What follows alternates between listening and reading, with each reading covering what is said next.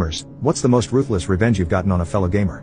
When I was around 10 years old, on my birthday, my parents who worked overseas gave me a Game Boy with my very first game, Pokemon Crystal.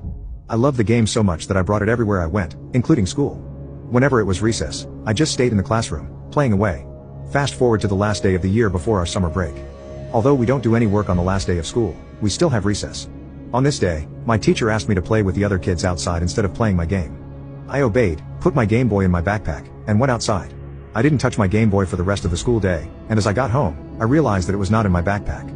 I panicked and asked my grandma to drive me back to school, but when we did, the school was already closed, and no one was there. I cried. I called my parents and apologized right away, and told them that I'd lost their present.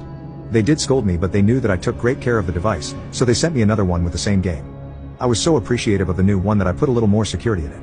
I tied a lanyard around the loop and wrote my name on the device, as well as coloring the top of the game cartridge with a permanent black marker, so it's identifiable.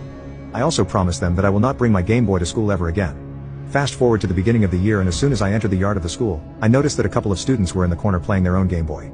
I'm no longer the only student in school that has the device. However, I noticed something peculiar. One of the students' game cartridges is translucent light blue with a black top. I was suspicious, so I quietly walked behind him, and I noticed that he was playing Pokemon Crystal. I immediately recognized the student as one of my classmates in the previous grade. I called his name, and when he turned around, he was extremely surprised to see me behind him. His face shows guilt.